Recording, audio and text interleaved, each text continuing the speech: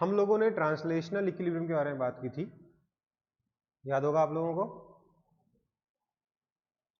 क्या बोला था? तीन तरीके के इक्विलिब्रियम, दो तरीके के थे, कौन कौन से? ट्रांसलेशनल और रोटेशनल। हम लोगों ने ट्रांसलेशनल में तीन इक्विलिब्रियम के बारे में बात की थी, कौन कौन से थे वो? इक्विलिब्रियम का मतलब क्या था? ट्रांसलेशन का मतलब net force zero. Net force zero में ट्रांसलेशन में तीन तरीके के इक्विलिब्रियम थे, कौन कौन से? Stable, unstable and neutral. मैंने आपको बताया था स्टेबल वो जिसमें कि अगर पार्टिकल को इक्विलिब्रियम पोजीशन से मूव किया जाए तो वापस अपनी जगह आ जाएगा।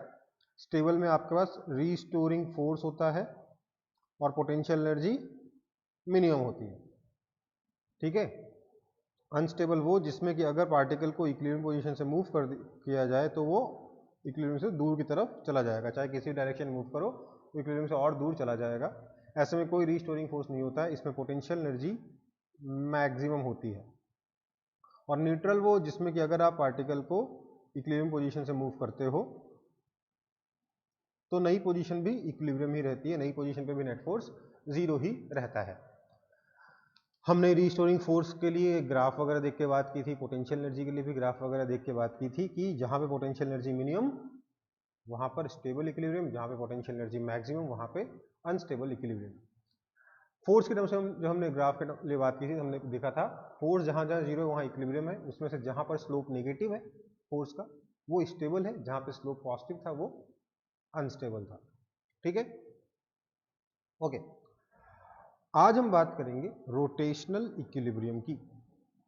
रोटेशनल इक्विलिब्रियम में होता है, इसकी कंडीशन होती है नेट टॉर्क आपका जीरो हो जाए। अगर नेट टॉर्क जीरो हो तो rotational equilibrium, net force zero हो तो आपका ट्रांसलेशनल इक्विलिब्रियम।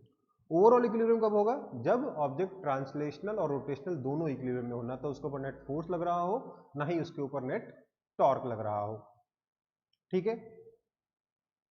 ओके, तो नेट टॉर्क जीरो होने पर रोटेशनल इक्विलिब्रियम होता है।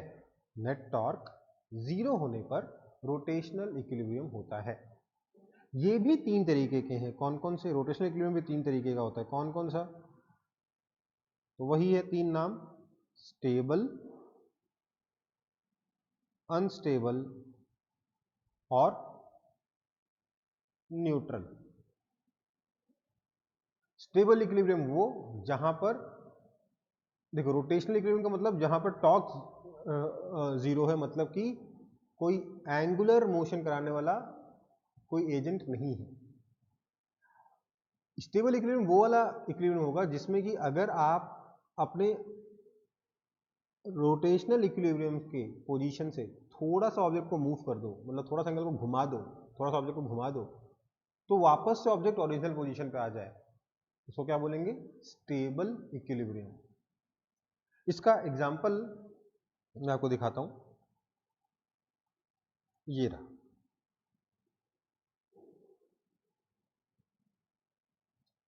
एक रॉड है जिसको मैंने इस एंड पे हिंज कर दिया। अब देखो इस हिंज के अबाउट सोचिए, इस ऑब्जेक्ट पे फोर्स क्या लग रहा है? एक तो वो फोर्स है जो हिंज लगा रहा है, लेट्स से हिंज का फोर्स का एक्स कंपोनेंट एफ एक्स है, वाई कंपोनेंट एफ वाई है। ये बात और है कि एफ एक्स जीरो होगा इस केस में, बट फिर भी मैंने बना दिया। यहां पर सेंटर ऑफ मास पे मैं मानूंगा ग्रेविटेशनल फोर्स लगते हुए mg, ये दो फोर्स लग रहे हैं। अब इस हिंज के अबाउट सोचिए, टॉर्क अबाउट हिंज कितना है? देखिए एफ एक्स और एफ वाई दोनों हिंज से पास हुए, उसका टॉर्क तो जीरो है।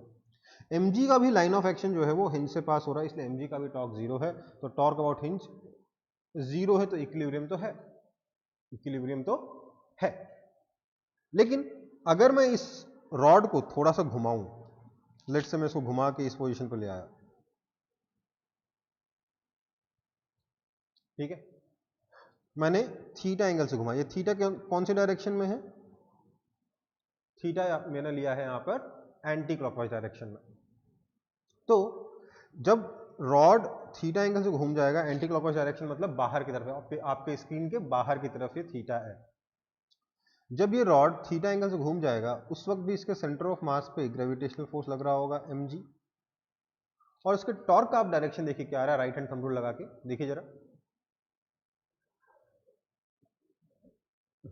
कैसे लिखें, देखिए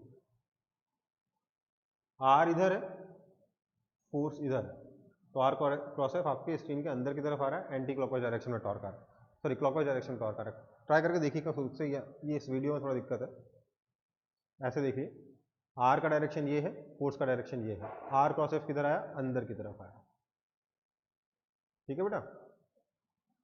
तो टॉर्क अबाउट हिंज कितना है,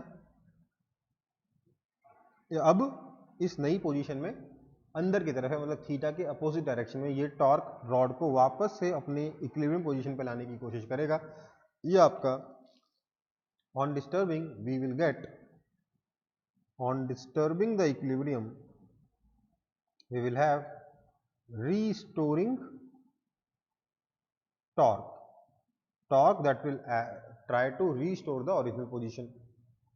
ऐसे इक्विलिब्रियम को हम क्या बोलते हैं, स्टेबल इक्विलिब्रियम कहते हैं, स्टेबल रोटेशनल इक्विलिब्रियम कहते हैं।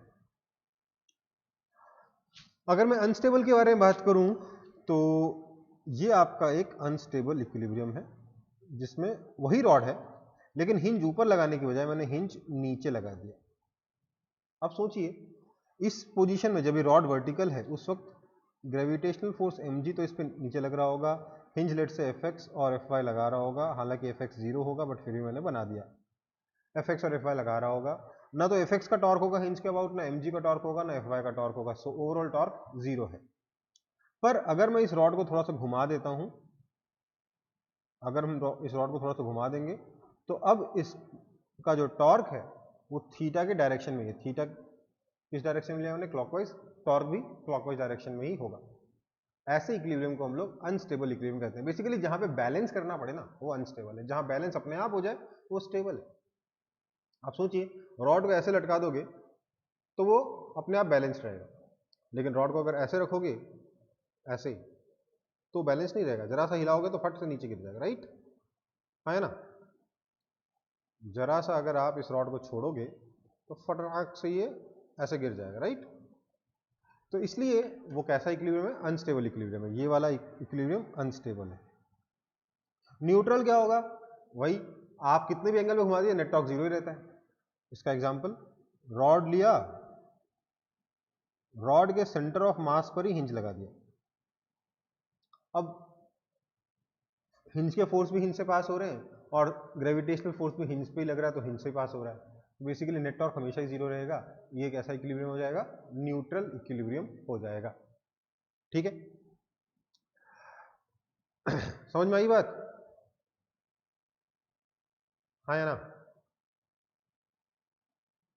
Yes sir. ऐसे बहुत से केसेस बन सकते हैं जिसमें आपका स्टेबल इक्विलिब्रियम हो, जिसमें अनस्टेबल इक्विलिब्रियम हो, जिसमें न्यूट्रल इक्विलिब्रियम हो, ठीक है। आगे बढ़ूं,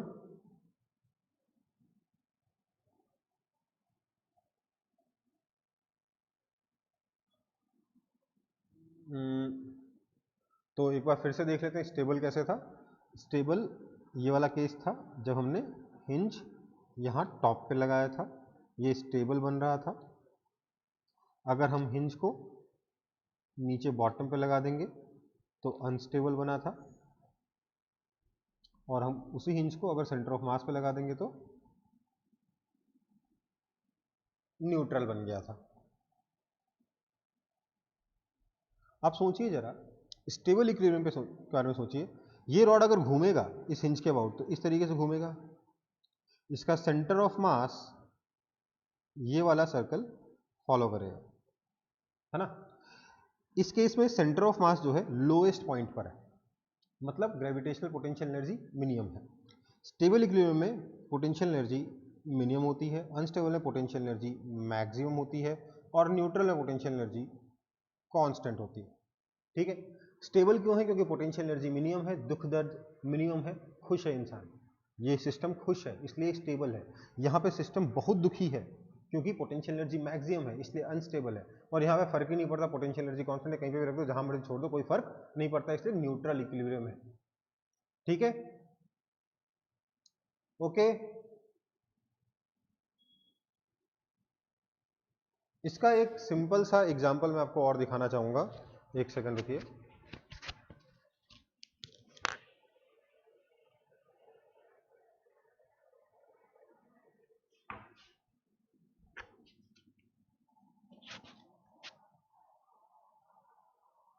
आई होप आप लोगों को ये नजर आ रहा होगा। दिख रहा है कि नहीं दिख रहा है?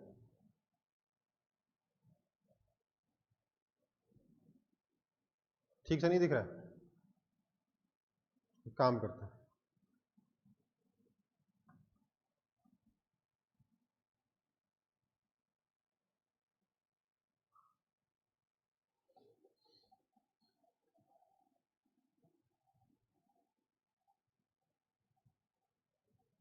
अब दिख रहा है? Yes sir. साफ साफ दिख रहा है सबको? Yes sir. देखिए, लड़का है जो एक रस्सी पकड़े हुए, और ये देखिए, ये हिंज नहीं है, ये बस एक स्टैंड पे मैंने रख दिया और ये चुपचाप सीधे खड़ा है। क्यों खड़ा है ये? इतना ही नहीं, अगर मैं इसको झुकाता हूं तो फिर से सीधे खड़ा हो जाता है। आपको लगेगा शायद मैग्नेट वैग्नेट कुछ लगा है, चलो स्टैंड को हटा देता हूं, अपने हाथ पे रखता हूं, अभी भी ये लड़का सीधे खड़ा है। खड़ा है कि नहीं खड़ा? हाँ सर। दिख रहा है? सर। दिख रहा है ना? हाँ क्यों हो सर। रहा है ऐसा? क्यों हो रहा है ऐसा, कोई बताएगा? ये कैसा इक्विलिब्रियम है? स्टेबल है कि अनस्टेबल है? अगर मैं इसको डिस्टर्ब किया वापस अपनी जगह पे चला गया, ये कैसा इक्विलिब्रियम है? स्टेबल है या अनस्टेबल है? स्टेबल। स्टेबल। स्टेबल है ना? ऐसा क्यों है? क्योंकि देखिए, इस सिस्टम का में यहां पर और यहां पर दो हेवी बॉल्स लगी हुई हैं। इन दोनों बॉल्स का मास इतना ज्यादा है कि जो सेंटर ऑफ मास है वो इसके पैरों से थोड़ा नीचे आ गया, और क्योंकि सेंटर ऑफ मास पैरों से थोड़ा नीचे आ गया है, इसलिए इस हिंज के अबाउट, ये जो पॉइंट है जहां पे मैं पकड़ रहा हूं इसको, जहां पे मैं इसका पैर रख रहा हूं, इस पॉइंट के अबाउट, इसी पॉइंट को हिंज मान के मूव करेगा। ये सेंटर ऑफ मास नीचे है, इसलिए ये स्टेबल इक्विलिब्रियम है, यहाँ पे पोटेंशियल एनर्जी मिनिमम है। अगर मैं इसको थोड़ा मूव करता हूँ, लेट से ऐसे दिखाता हूँ थोड़ा सा, अगर मैं इसको ऐसे झुकाता हूँ तो सेंटर ऑफ मास ऊपर जाएगा, टॉर्क नीचे लगेगा, टॉर्क उल्टा लगेगा, और ऑब्जेक्ट, ये लड़का फिर से सीधा खड़ा हो जाएगा। समझ में आ रहा है कि नहीं आ रहा? हाँ सर। आ रहा है? ये आपके स्टेबल इक्विलिब्रियम का एक सिंपल सा और सरल सा एग्जाम्पल था।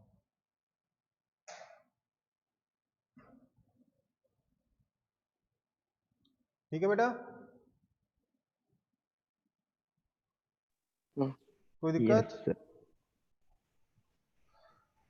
तो अगर कभी सिंपल एक हिंज के केस में रोटेशनल इक्विलिब्रियम स्टेबल है या अनस्टेबल ये पता लगाना हो तो क्या करना है? सेंटर ऑफ मास ऊपर है कि नीचे है, कहानी खत्म। ऊपर है तो अनस्टेबल, नीचे है तो स्टेबल। समझ में आया? हाँ या ना? हाँ सर। ओके, ये क्वेश्चन सॉल्व करना है। अच्छा, अब एक और बात आती है, ओवरऑल इक्विलिब्रियम। ओवरऑल इक्विलिब्रियम कैसे देखोगे? कोई भी ऑब्जेक्ट ओवरऑल इक्विलिब्रियम में कब है? अगर उसका ट्रांसलेशनल इक्विलिब्रियम भी हो प्लस रोटेशनल इक्विलिब्रियम भी हो। अगर कोई ऑब्जेक्ट ट्रांसलेशनल और रोटेशनल दोनों तरीके के इक्विलिब्रियम में है, तब हम कहेंगे ऑब्जेक्ट इक्विलिब्रियम में रहेगा। मतलब उसके ऊपर नेट फोर्स भी जीरो होना चाहिए और नेट टॉर्क भी जीरो होना चाहिए। समझ में आई बात? अगर नेट फोर्स जीरो हुआ और नेट टॉर्क जीरो नहीं हुआ तो ऑब्जेक्ट घूमता रहेगा, उसको इक्विलिब्रियम में नहीं कहेंगे। अगर नेट टॉर्क जीरो हुआ और नेट फोर्स जीरो नहीं हुआ तो ऑब्जेक्ट ट्रांसलेट कर जाएगा, उसको भी हम इक्विलिब्रियम में नहीं कहेंगे। ठीक है बेटा? तो ट्रांसलेशनल प्लस रोटेशनल इक्विलिब्रियम दोनों होंगे, तब जाके हम बोलेंगे ऑब्जेक्ट ओवरऑल इक्विलिब्रियम में है। उसमें अब चेक कैसे करेंगे कि ओवरऑल इक्विलिब्रियम में है कि नहीं? तो देखिए, अगर आपने नेट फोर्स जीरो कर दिया, देखिए कई लोग क्या बोलते हैं कि सर नेट टॉर्क जीरो कर देंगे। अब नेट टॉर्क जीरो करने से क्या रोटेशनल इक्विलिब्रियम आ जाएगा? ध्यान दीजिए, अगर आपने सिर्फ नेट टॉर्क को जीरो कर दिया, सिर्फ नेट टॉर्क जीरो किया आपने और कुछ नहीं किया, तो जरूरी नहीं है रोटेशनल इक्विलिब्रियम हर एक पॉइंट के अबाउट हो सकता है एक जिस एक्सिस का आपने टॉर्क लिया हो उस एक्सिस का टॉर्क जीरो हो जाए, किसी और एक्सिस का टॉर्क जीरो नहीं हो, तो क्या करोगे? कहने का मतलब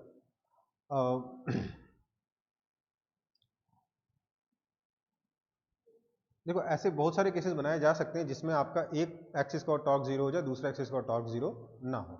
जैसे कि मान लेते हैं किसी ऑब्जेक्ट के ऊपर दो फोर्सेस लग रहे हैं, एक इधर एक इधर। अब ये फोर्स कितने भी लगे, अगर मैं इस पॉइंट के अबाउट बात करूं, इस पॉइंट ए के अबाउट बात करूं, तो टॉर्क अबाउट ए कितना होगा? हमेशा ही जीरो होगा, even though it is not necessary कि इस बी के अबाउट टॉर्क जीरो है या नहीं। ठीक है, टॉर्क भी शायद जीरो ना हो सकता है हो भी, हो सकता है ना भी हो। इस सी पॉइंट सी के अबाउट तो टॉर्क डेफिनेटली जीरो नहीं होगा। क्यों? क्योंकि दोनों का टॉर्क एक ही डायरेक्शन में है, दोनों फोर्सेस का टॉर्क F1 और F2 दोनों फोर्सेस का टॉर्क सेम डायरेक्शन में, इसलिए सी के अबाउट तो टॉर्क कभी किसी भी हाल में जीरो नहीं होने वाला। तो क्या सिर्फ एक पॉइंट के अबाउट टॉर्क को जीरो करके मैं बोल सकता हूं रोटेशनल इक्विलिब्रियम में? जवाब है नहीं। हिंज लगाओ तब तो ठीक है सर कि हिंज के अबाउट लगा दें, अगर हिंज नहीं लगाओ तो क्या करोगे? किस पॉइंट के अबाउट टॉर्क जीरो करोगे? इसलिए नेट इक्विलिब्रियम के लिए हमारे पास दो इक्वेशन होती है, translational equilibrium and rotational equilibrium. Translational equilibrium में क्या होता है बेटा? नेट फोर्स जीरो हो जाए। अब हमने पढ़ा था जब हम फोर्स कपल पढ़ रहे थे कि अगर नेट फोर्स जीरो हो तो हर एक पॉइंट के अबाउट टॉर्क इक्वल रहता है। याद है कि भूल गए? भूल गए ना?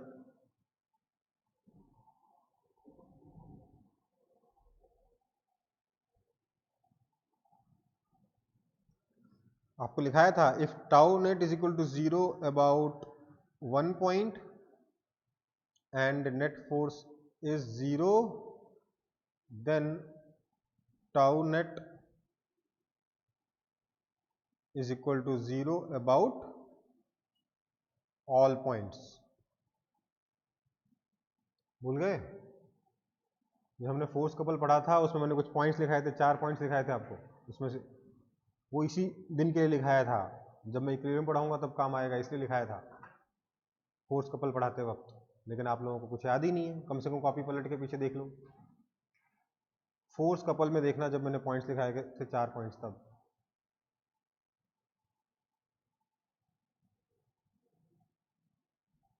मिला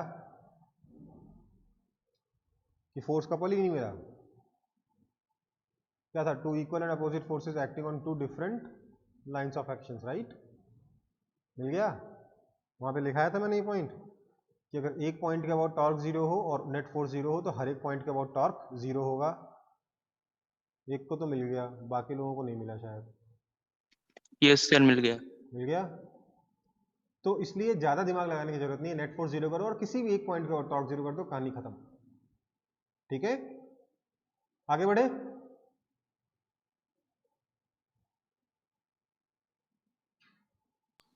यस सर। तो अब ये वाला क्वेश्चन सॉल्व करना है हमें। In the following diagram rod is in equilibrium, ये रॉड दे रखा है आपको जो कि बोला इक्विलिब्रियम में है। इस पर दो रस्सियों से बंधा हुआ है, इस रस्सी में टेंशन T1 है, इस रस्सी में टेंशन T2 है, यहाँ पे एंगल θ1 है, यहाँ पे एंगल θ2 है। आपको इन चारों क्वांटिटीज में रिलेशन निकालना है θ1 θ2 T1 और T2 के बीच में, सो दैट ये रॉड इक्विलिब्रियम में रहे। समझ में आई बात? है ना? तो क्या सॉल्व करने, कैसे सॉल्व करेंगे? लेट्स से इस रॉड का मास m है, लेंथ l है, लेट्स से। ठीक है, तो सबसे पहले तो नेट फोर्स जीरो करना है क्योंकि ट्रांसलेशनल इक्विलिब्रियम की कंडीशन लिखनी है। उसके लिए मैं सारे फोर्सेस के कंपोनेंट कर लेता हूँ, जो भी इस ऑब्जेक्ट के ऊपर लग रहे हैं उन फोर्सेस के कंपोनेंट कर लेता हूँ। T2 का कंपोनेंट इधर की तरफ आएगा T2 cos θ2, इधर की तरफ आएगा T2 sin θ2, यहाँ पर आएगा T1 sin θ1 और इधर आएगा T1, सॉरी इधर कॉस आएगा ना, T1 कॉस थीटा 1, इधर आएगा T1 साइन थीटा 1, है ना। कंपोनेंट्स कर ले, थीटा के साथ वाला कॉस, दूसरा वाला साइन। सेंटर ऑफ मास पे ग्रेविटेशनल फोर्स लगेगा mg, this distance is L/2, this distance is also L/2, ठीक है। अब हम लोग क्या करेंगे, अब हम लोग लिखते हैं net force is equal to 0, पहले x डायरेक्शन में, तो इसका मतलब हो जाएगा, x का मतलब हॉरिजॉन्टल ले रहा हूँ, y का मतलब वर्टिकल ले रहा हूँ, तो T2 sine theta 2 minus T1 sine theta 1 equals to 0। Rod पे क्या लग रहा है, horizontal force T2 sine theta 2 और T1 साइन थीटा 1, मैंने हॉरिजॉन्टल डायरेक्शन को x, वर्टिकल डायरेक्शन को y ले रखा है। This implies T2 sine theta 2 is equal to T1 sine theta 1, this is equation 1, ठीक है। दूसरा हम लिखेंगे net force along y direction is 0। अगर नेट फोर्स y डायरेक्शन में 0 है तो इसका मतलब क्या हो जाएगा, इसका मतलब हो जाएगा कि T1 cos theta 1 plus T2 cos theta 2 minus mg equals to 0, this is equation 2। हालांकि इसका कोई खास यूज इस क्वेश्चन को सॉल्व करने के लिए नहीं होने वाला, बता देता हूं। अगला नेक्स्ट हो जाएगा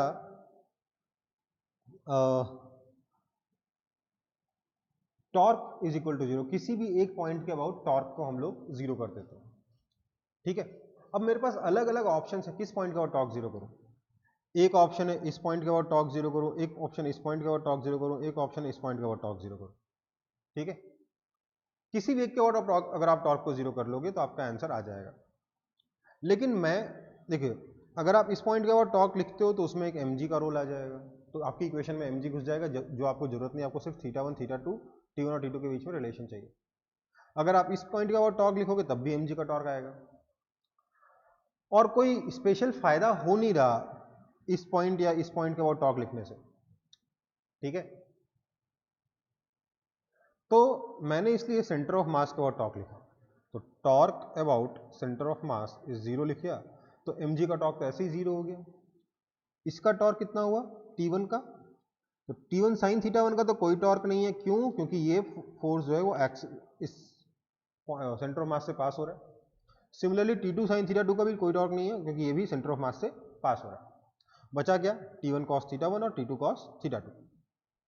मुझे सिर्फ इन दोनों का टॉर्क लिखना है और दोनों को बैलेंस कर देना। देखिए, अगर मैं T1 cos थीटा 1 का टॉर्क लिखूंगा इस पॉइंट के अबाउट, तो R क्रॉस F लगा के देख लीजिए, टॉर्क का डायरेक्शन क्लॉकवाइज होगा, और T2 cos थीटा 2 का टॉर्क जो है वो एंटी क्लॉकवाइज डायरेक्शन में होगा। लगा कर देख लीजिए, राइट हैंड थंब रूल, नहीं तो आप देखेंगे, अगर आप राइट हैंड थंब रूल लगाओगे तो यू विल फाइंड कि T2 cos थीटा 2 का जो टॉर्क है वो बाहर की तरफ है, और T1 cos थीटा 2 का टॉर्क अंदर की तरफ है। लगा कर देखो खुद से, आ रहा है कि नहीं आ रहा। बस दोनों का मैग्नीट्यूड आपको इक्वल कर देना, अपने आप ही बैलेंस हो जाएगा। तो क्या हो जाएगा, L/2 into T2 cos theta 2 minus L/2 into T1 cos theta 1 equals to 0। Minus क्यों लगाया मैंने, क्योंकि दोनों टॉर्क अपोजिट डायरेक्शन में है।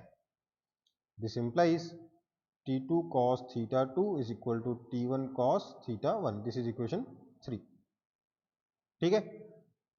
अब मैंने देखा यहां पर T2 साइन थीटा 2 और T1 साइन थीटा 1 इक्वल है, यहां पे T2 cos थीटा 2 और T1 cos थीटा 1 इक्वल है, इसलिए मैंने सिर्फ दोनों को डिवाइड कर दिया, equation number 1 divided by equation number 3, I got tan theta 2 is equal to tan theta 1, this implies theta 1 is equal to theta 2, तो दोनों एंगल्स इक्वल है। मैंने ये वैल्यू जब यहाँ पर और यहाँ पे बिठाई तो मुझे क्या मिला, therefore this implies T1 equals to T2, दोनों टेंशन भी इक्वल है, दोनों रस्सियों में टेंशन भी इक्वल होगा और दोनों एंगल्स भी इक्वल होंगे, और आप इसका यूज करते हुए दोनों टेंशन की वैल्यू निकाल सकते हो। सिर्फ रिलेशन निकालने के लिए इस इक्वेशन की जरूरत नहीं थी, पर अगर आपको वैल्यूज चाहिए T1 T2 की in terms of theta 1 and theta 2, तो आपको ऑब्वियसली ये वाली इक्वेशन लगेगी, ठीक है बेटा।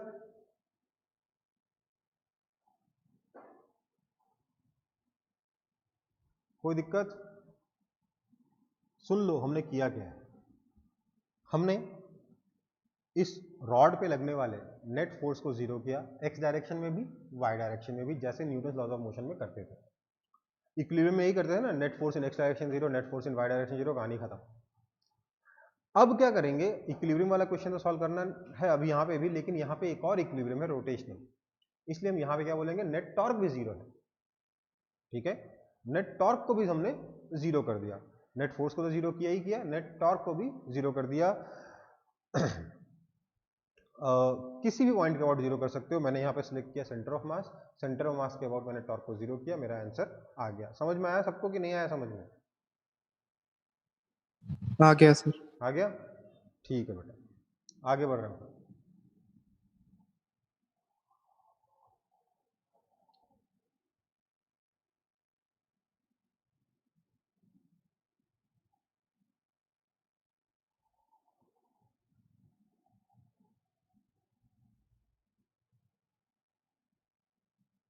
आगे बढ़े।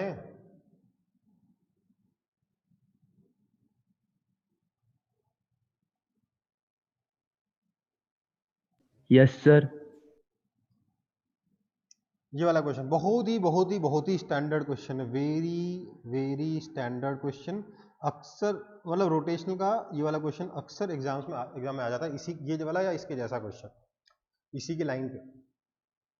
ठीक है, क्या दे रखा है, a rod of mass capital M and length capital L is resting on a rough floor with support of a smooth wall. मैंने यहाँ पे फ्लोर को रफ लिया है, वॉल को स्मूथ लिया है। हो सकता है आपसे जो क्वेश्चन आए उसमें वॉल रफ हो जाए, फ्लोर स्मूथ हो जाए। ठीक है, we need to find friction force and minimum coefficient of friction so that this rod remains at rest, क्योंकि क्वेश्चन ले रखा है is resting on a rough wall. समझ में आया? हाँ या ना? सर एक बार फिर से पढ़ते। अरे भैया सीड, आप एक रॉड को दीवार के सहारे नहीं रख सकते, रख सकते। वही रखा हुआ है। बोला इसके लिए बताओ कि अगर ये एंगल थीटा है, इसका मास m है, लेंथ l है, तो बताओ फ्रिक्शन कितना लगेगा, फ्लोर कितना फ्रिक्शन लगाएगा जिससे कि ये रॉड इक्विलिब्रियम में रह पाए। सोचो, दीवार में भी कोई फ्रिक्शन नहीं है, फ्लोर में भी कोई फ्रिक्शन नहीं, रॉड ऐसे रहेगा क्या कि फिसल के नीचे गिर जाएगा? बताओ। फिसल के नीचे गिर गया। नीचे आइस है, इधर भी आइस है, तो रॉड ऐसे रहेगा? नहीं रहेगा। ठीक है, ऑब्वियसली एग्जाम में आपसे बोला जा सकता नहीं, मैंने यहाँ पे वॉल को में फ्रिक्शन मान रखा है, यहाँ पर मैंने कोई फ्रिक्शन एज्यूम नहीं किया है। मैंने बोला माना यहाँ पे कोई फ्रिक्शन नहीं है, रफ नहीं है, स्मूथ है, ये क्वेश्चन में दे रखा है। ऑब्वियसली एग्जाम में उल्टा हो सकता है। एग्जाम में क्या कर सकता है, ये जो हमने दीवार के सहारे खड़ी की है ना, इसको बोल सकता है ऐसे सपोर्ट करके खड़ा कर दो, रॉड ऐसे रखा हुआ है। इनफैक्ट IIT JEE में 3 साल पहले या 4 साल पहले क्वेश्चन भी आया था। ठीक है, समझ में आई बात? JEE एडवांस में आया था। तो अब हम लोग इस सिचुएशन को सॉल्व करेंगे। अगर यहाँ पे म्यू है और यहाँ पे कोई फ्रिक्शन नहीं है, तो ये रॉड थीटा एंगल पे स्टेबल हो, इसके लिए मिनिमम फ्रिक्शन कितना चाहिए और मिनिमम कोएफिशिएंट ऑफ फ्रिक्शन कितना चाहिए। मास m दे रखा है, लेंथ l दे रखा है, तो हमने सबसे पहले तो इस पे लगने वाला ग्रेविटेशनल फोर्स ड्रॉ कर दिया। L/2 पे लग रहा है, मैंने रॉड को यूनिफॉर्म मान रखा है। अगर रॉड यूनिफॉर्म नहीं होगा तो ऑब्वियसली सिचुएशन कुछ और बदल जाएगी। यहाँ फोर्स लगेगा mg। ठीक है, लेंथ इसकी l है, इसलिए ये लेंथ L/2, ये लेंथ भी L/2। ठीक है, और क्या फोर्स लगेंगे इसके ऊपर, और इसके ऊपर फोर्स लगाएगा ये दीवार, एक नॉर्मल फोर्स लगाएगा, इसको N1 कह देता हूँ। फ्लोर एक नॉर्मल फोर्स लगाएगा, इसको N2 कह देता हूँ। ठीक है, स्मूथ वॉल, अच्छा फ्लोर रफ है, सॉरी मैंने उल्टा बोल गया, ये फ्लोर रफ है, दिस इज रफ, और वॉल स्मूथ है। याद रखा है, resting on A rough floor with support of a smooth wall. ठीक है, कोई बात नहीं। तो दीवार तो कोई फ्रिक्शन लगाएगी नहीं क्योंकि स्मूथ है, फ्रिक्शन कौन लगाएगा, ये फ्लोर। तो फ्लोर ने मान लेते हैं फ्रिक्शन इधर लगाया, ऑब्वियसली फ्रिक्शन इधर ही लगाएगा क्योंकि अगर ये स्लाइड करेगा तो रॉड इधर की तरफ मूव करेगा, तो फ्रिक्शन हमेशा इधर ही लगेगा। ये रहा फ्रिक्शन F, ठीक है। तो इस पे कुल मिला के कितने फोर्स लगे रॉड पे, N1 N2 फ्रिक्शन और mg, 4 फोर्स लगे और कुछ नहीं, ठीक है। मैंने हॉरिजॉन्टल को x डायरेक्शन, वर्टिकल को y डायरेक्शन ले लिया और बोला net force along x direction is 0 implies N1 minus friction is equal to 0, this implies friction is equal to N1 हो गया, ठीक है। मैं लिखूंगा summation Fy is equal to 0 implies N2 minus mg equals to 0, this implies N2 is equal to mg हो गया, ठीक है। This is equation 2। तो मैं इस N1 को इक्वल टू फ्रिक्शन बोल दे रहा हूं, N2 को इक्वल टू mg बोल दे रहा हूं, ठीक है। समझ में आया कि नहीं, आया ना, समझ में आया। अब इसके बाद बेटा हमारे पास बहुत सारे ऑप्शंस हैं, हमें करना एक ही चीज है, क्या लिखना है, नेट टॉर्क को 0 कर देना। अब नेट टॉर्क 0 लिखने के लिए आप किस पॉइंट के बाद टॉर्क लिखोगे 0, ये आपको सिलेक्ट करना है, ठीक है। तो मैं आपको बताता हूं, क्वेश्चन तो सॉल्व हो ही जाएगा। चॉइसेस ऑफ पॉइंट्स जो आपके पास हैं उसको मैं एक बार देख लेता हूं, किन किन पॉइंट्स के चॉइस आपके पास है जिसको आप कंसीडर कर सकते हो। एक चॉइस है आपके पास ये वाला पॉइंट ए, एक चॉइस है ये वाला पॉइंट बी, एक चॉइस है सेंटर ऑफ मास, हमेशा रहता है सेंटर ऑफ मास चॉइस बेटा, ध्यान रखना ये बहुत इंपॉर्टेंट होता है। और एक और चॉइस मेरे पास ये वाला पॉइंट है डी, ठीक है। एक और बहुत ही इंटरेस्टिंग चॉइस होती है, उसके बारे में बात करेंगे, बट उससे पहले ए बी सी डी में से सिलेक्ट कर लेते हैं कौन सा अच्छा है। देखो ए के फायदा क्या है, कौन सी एक्सिस के बाद टॉर्क को 0 करना है बेटा, इससे ना डिपेंड करता है आपका क्वेश्चन की लेंथ कितनी बड़ी है। इनमें से किसी भी एक के अबाउट को टॉर्क को 0 कर दोगे, किसी भी एक के अबाउट टॉर्क को 0 कर दोगे तो क्वेश्चन सॉल्व जरूर हो जाएगा, बता देता हूं क्यों, क्योंकि नेट फोर्स 0 और किसी भी एक पॉइंट के अबाउट टॉर्क 0, तो बाकी सारे पॉइंट्स के अबाउट भी टॉर्क 0 अपने आप आ जाएगा। पर समझदार लोग ऐसा पॉइंट सिलेक्ट करते हैं जिसके अबाउट टॉर्क लिखना आसान है, जिसके अबाउट टॉर्क ज्यादा इजीली समझ में आए, ठीक है बेटा। तो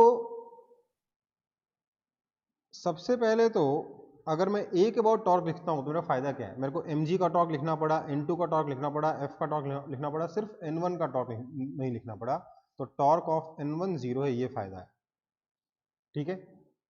अगर मैं b के अबाउट टॉर्क लिखता हूं तो मेरे को टॉर्क ऑफ n2 भी नहीं लिखना और टॉर्क ऑफ फ्रिक्शन भी नहीं लिखना, दो फायदे हो गए। c के अबाउट लिखने से क्या फायदा है, c मतलब सेंटर ऑफ मास के अबाउट टॉर्क लिखने से क्या फायदा है कि आपका टॉर्क ऑफ mg 0 हो गया, और d के अबाउट या ओरिजिन के अबाउट टॉर्क लिखने से क्या फायदा है कि मेरा टॉर्क ऑफ फ्रिक्शन 0 हो गया, मुझे फ्रिक्शन का टॉर्क नहीं लिखना पड़ेगा। आप बोलोगे सर टॉर्क ऑफ फ्रिक्शन कैसे 0 हो गया, क्योंकि फ्रिक्शन इसी का जो लाइन ऑफ एक्शन है पॉइंट डी से पास हो रहा है। इतना समझ में आ रहा है, हाँ या ना? Yes sir. तो आप मुझे खुद बता दीजिए इसमें से किसके अबाउट टॉर्क आपको लिखना चाहिए 0? बी के अबाउट टॉर्क लिखने से फायदा है ना, इस केस में बी के अबाउट टॉर्क लिखने से फायदा है। समझ में आई बात? क्योंकि ना तो फ्रिक्शन का टॉर्क लिखना पड़ेगा ना n2 का टॉर्क लिखना पड़ेगा, सिर्फ n1 और mg का टॉर्क लिखना होगा। mg नोन है, n1 पता चल जाएगा फटाक से, कुछ करना ही नहीं, हाँ या ना? हाँ या ना? Yes sir. लेकिन फिर Yes, मैं इस क्वेश्चन को सॉल्व करने के लिए हमेशा बी के अबाउट ही टॉर्क को 0 करूंगा, बता देता हूं। लेकिन फिर भी सी के अबाउट टॉर्क लिखने 0 लिखने के भी बहुत सारे फायदे हैं, सी के अबाउट टॉर्क लिखने की प्रैक्टिस करने के भी बहुत सारे फायदे हैं। सेंटर ऑफ मास के अबाउट, सेंटर ऑफ मास हमेशा एक बहुत ही अच्छी चॉइस होती है। हो सकता है इजी क्वेश्चन में थोड़ी कैलकुलेशन बढ़ा दे, पर डिफिकल्ट क्वेश्चन में सेंटर ऑफ मास अक्सर फायदा कराता है। तो इससे सेंटर ऑफ मास भी हमेशा एक अच्छी चॉइस होती है। अगर आपको कुछ और समझ में नहीं आ रहा है, जल्दी से कुछ करना है, तो सेंटर ऑफ मास के अबाउट टॉर्क 0 लिख दीजिए, नुकसान नहीं होगा। हो सकता है थोड़ा सा 1-2 लाइन एक्स्ट्रा लिखनी पड़ जाए, बट अल्टीमेटली आंसर तक पहुंच जाओगे। एक और पॉइंट है यहां पर जिसके बाद टॉर्क लिखने से बहुत फायदा है, वो क्या है?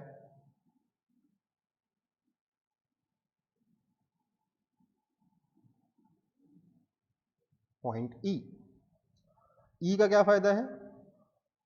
ई के बाद अगर टॉर्क लिखोगे तो ना तो आपको टॉर्क N1 का लिखना है, ना आपको टॉर्क N2 का लिखना है, दोनों ही 0 है ना? हाँ है ना? समझ में आई बात? तो आप बोलोगे सर ई और बी तो में तो टाई हो गई, क्या सिलेक्ट करना चाहिए? देखो यार, इतना दिमाग लगाओगे अगर इसी स्टेप को करने में तो बहुत टाइम लग जाएगा, ठीक है? मैं सिर्फ आइडिया दे रहा हूं कि कल को अगर आप मान लीजिए कोई बहुत प्रैक्टिस करता है तो ही शुड, मतलब उसको क्वेश्चन देखते समझ में आ जाएगा कि कौन सा पॉइंट पे टॉर्क लिखने से फायदा होगा, बट किस लाइन पे सोचना ये मैं बता दे रहा हूं।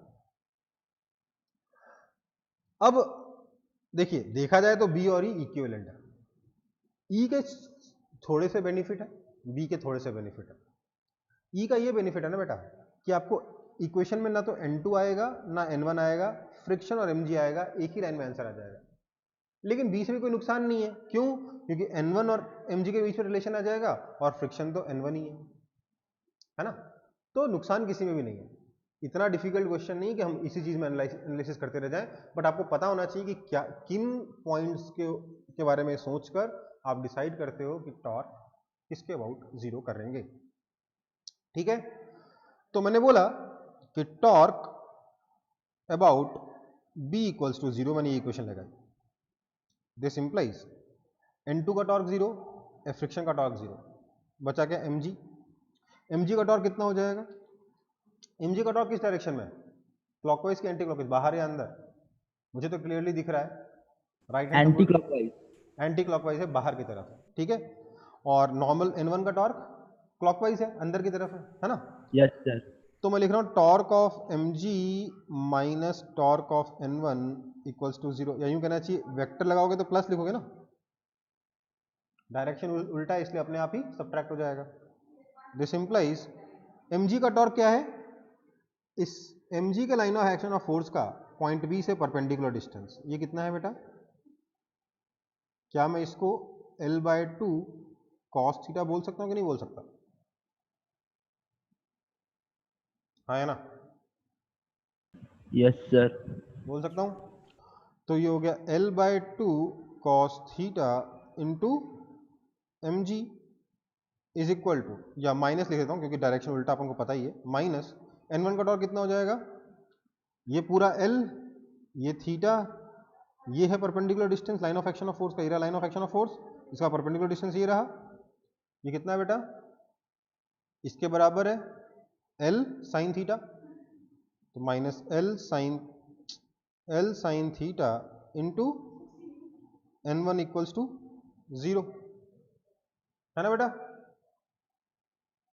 Yes sir. So we will get, this implies N1 is equal to LL तो कैंसिल ही हो गया, mg cot theta by 2।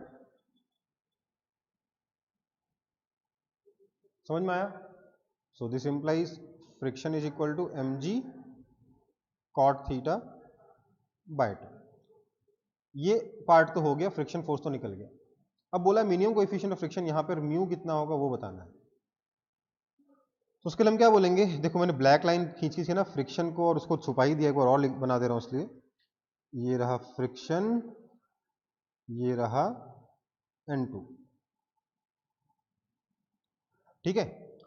Friction जो है दैट इज लेस देन और equal to mu into N2, this implies mg cot theta by 2 has to be less than equal to mu into N2 कितना है बेटा? तो सर N2 तो आपका mg के बराबर आया था, म्यू इंटू mg, तो mg ने mg को मार दिया, दिस इंप्लाइज mu has to be greater than equal to cot theta by 2, answer. समझ में आया?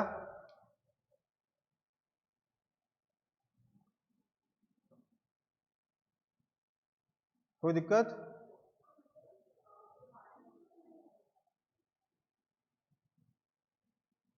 No sir. देखो अब इसी क्वेश्चन में क्या करते हैं ना, कभी कभार बोलते हैं यार यहाँ पर ना ये सीढ़ी है, इस पे खड़ा होकर एक पेंटर या कोई बंदा काम कर रहा है, इसका मास स्मॉल m दे दिया, अब बताओ कितना फ्रिक्शन चाहिए होगा, कितना क्या चाहिए होगा, समझ रहे हो? हाँ या ना? तो हम क्या करेंगे, इसका भी mg ले लेंगे, इसका भी टॉर्क लगाएंगे, और क्या, इसको भी नेट सीढ़ी प्लस उस आदमी को सिस्टम बनाते हुए क्वेश्चन को फिर से सॉल्व कर डालेंगे। ठीक है बेटा, कोई दिक्कत इसमें?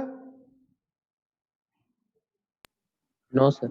Sir how did negative sign come? बेटा नेगेटिव साइन मैंने अपने मन से लगाया है, क्यों? क्योंकि दोनों का टॉर्क अपोजिट डायरेक्शन में है। आप समझो, मैं बोलूँ ये F1 वेक्टर है और ये F2 वेक्टर है, नेट फोर्स जीरो है, तो क्या लिखोगे, F1 vector plus F2 vector is equal to zero, but उसका आगे क्या लिखोगे, F1 minus F2 is equal to zero लिखोगे ना बेटा। क्यों? क्योंकि दोनों अपोजिट डायरेक्शन में थे। वैसे ही टॉर्क दोनों अपोजिट डायरेक्शन में, इसलिए मैंने one torque minus second torque is equal to zero कर दिया। ठीक है,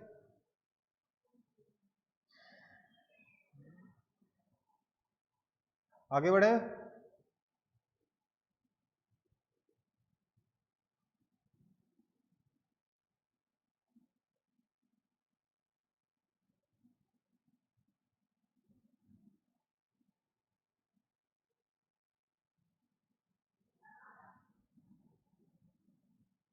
मैन के केस में m प्लस एम नहीं बेटा, मैन के केस में m प्लस एम जी नहीं कर सकते। क्यों नहीं कर सकते? क्योंकि दोनों का मास अलग अलग जगह पर है, दोनों का सेंटर ऑफ मास अलग अलग जगह पर है, इसलिए दोनों का point of action of force capital M G और स्मॉल एम जी का अलग अलग जगह पे आएगा। ठीक है बेटा,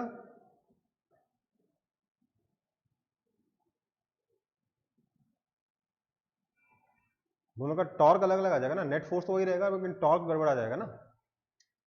चलो आगे बढ़े।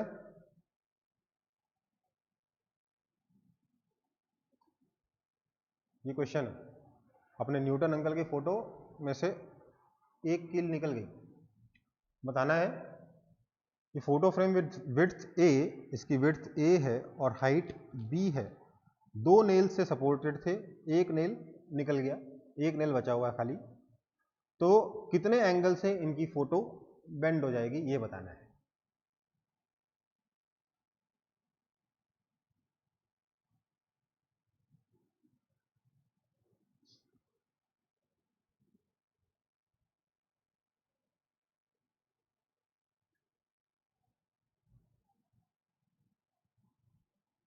क्वेश्चन क्लियर है कि नहीं क्लियर है? क्लियर है सर।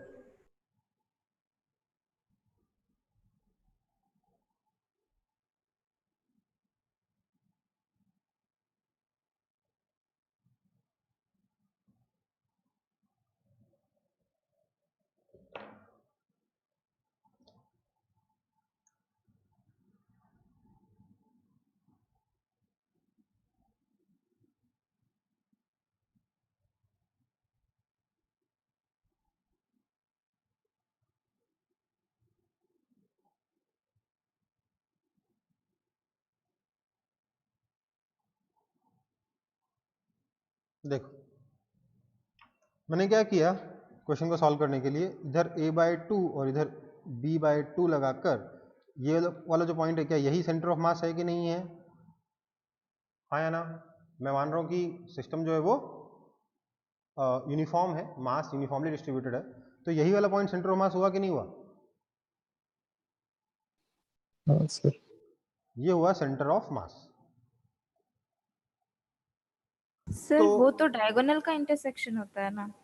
हाँ डायगोनल का इंटरसेक्शन होता है, लेकिन डायगोनल का इंटरसेक्शन कहाँ पे आएगा, a/2 और b/2 पे तो आएगा ना बेटा,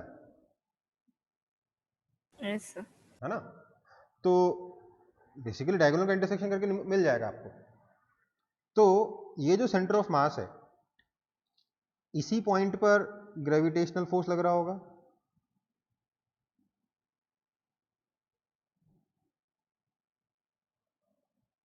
थोड़ा टेढ़ा बन गया ग्रेविटेशनल फोर्स, समझ में आया ना आप लोगों को?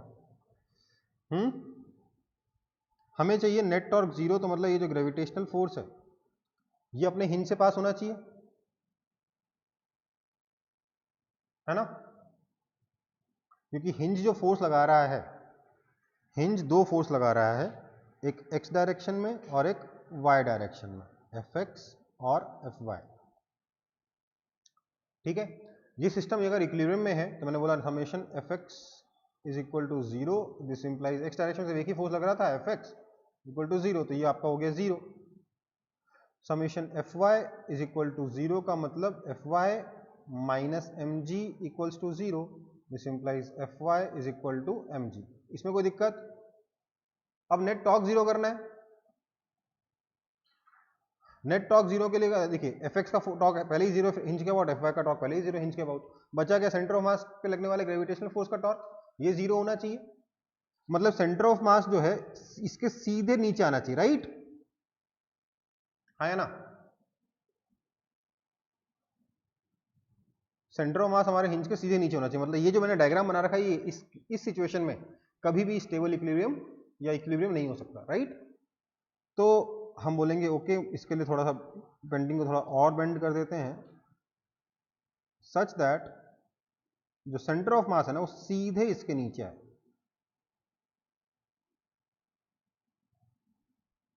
है ना बेटा?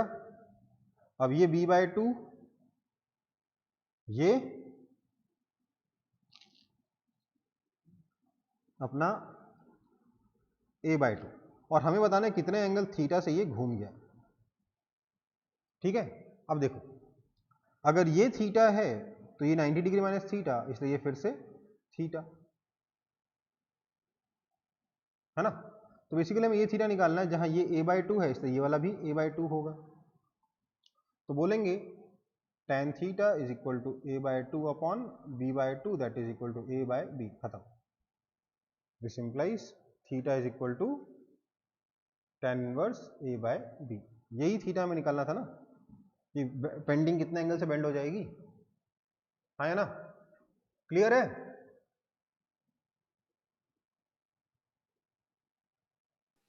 Yes sir. And I hope आपको समझ में आ रहा होगा कि उस क्वेश्चन में, जो क्वेश्चन मैंने सॉल्व करा है और इस क्वेश्चन में कोई फर्क नहीं है। All you need to do is कि सेंटर ऑफ मास जो है इस हिंज के डायरेक्टली नीचे है, अपने आप स्टेबल इक्विलिब्रियम आ जाएगा। आएगा कि नहीं? आएगा? ओके। वैसे आप सही कह रहे थे, मेरे को डायगोनल बनाता तो मेरे को ज़्यादा आसान पड़ता। मैंने डायगोनल की जगह ये a/2 और b/2 वाली लाइन बना दी, थोड़ी मेहनत ज़्यादा हो गई। डायगोनल बनाता तो सीधे आसान पड़ जाता ना, कि भैया डायग्राम ऐसा बनता, डायगोनल जो है वर्टिकल होना चाहिए क्योंकि सेंटर मास यहीं पे लाई करेगा, है ना? फिर बोलता इस ट्राइंगल में देखो यही थीटा निकालना है, this is a, this is b, tan theta is equal to a/b है ये। ओके, ठीक है, क्लियर? हाँ या ना?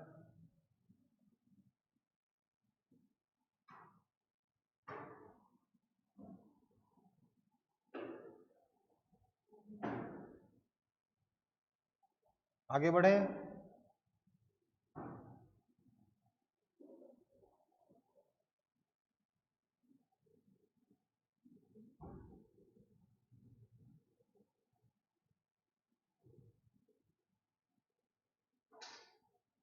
किसी को डाउट हो तो रुकूंगा, नहीं तो आगे बढ़ूंगा।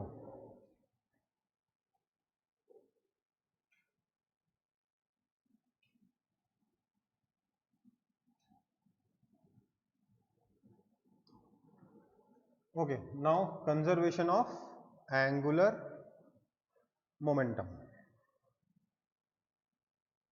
देखो भाई, कंजर्वेशन ऑफ एंगुलर मोमेंटम में क्या है?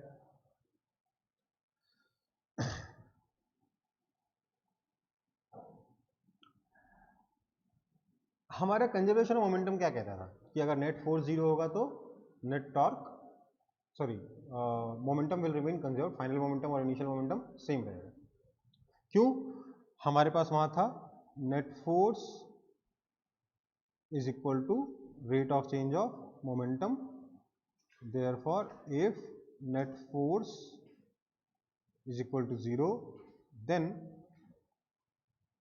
net momentum will remain constant. याद है? यही था ना, मतलब कि फाइनल मोमेंटम और इनिशियल मोमेंटम सेम रहेगा। इसका यूज करके हमने क्वेश्चंस भी सॉल्व किए थे। अब बारी है ये समझने की कि net torque, sorry, conservation of angular momentum क्या कहता है। तो ये कहता है यार जो नेट टॉर्क होता है that is simply D D T of angular momentum. Therefore if net torque is 0, then angular momentum will remain constant, that is final angular momentum is equal to initial angular momentum। ठीक है, जैसे वहां पर net force को zero होने पे momentum conserve करते थे, वैसे यहां पर नेट टॉर्क जीरो होने पे एंगुलर मोमेंटम कंजर्व करेंगे। कोई आपत्ति किसी को? थ्योरी में तो कुछ खास है नहीं इसमें। कॉपी हो गया?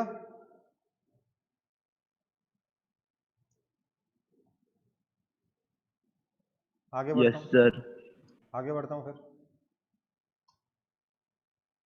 देखो इस पर कुछ सिंपल से क्वेश्चंस करने हैं। क्या दे रखा है? A disk of mass capital M and radius capital R is rotating about a vertical axle with angular velocity omega naught। देखो क्वेश्चन में लिखा नहीं है बट ये कैपिटल M और कैपिटल R का डिस्क है जो एंगुलर वेलोसिटी ओमेगा नॉट से घूम रहा है। A smaller disk of mass small m and radius small r is gently put on the previous disk। इसको धीरे से मैंने यहाँ रख दिया इसके ऊपर, इनिशियली रेस्ट पे था। Find the common angular velocity with which both disks will rotate after some time। ठीक है, also find the loss in kinetic energy during the process। loss in kinetic energy भी निकालना है। तो देखो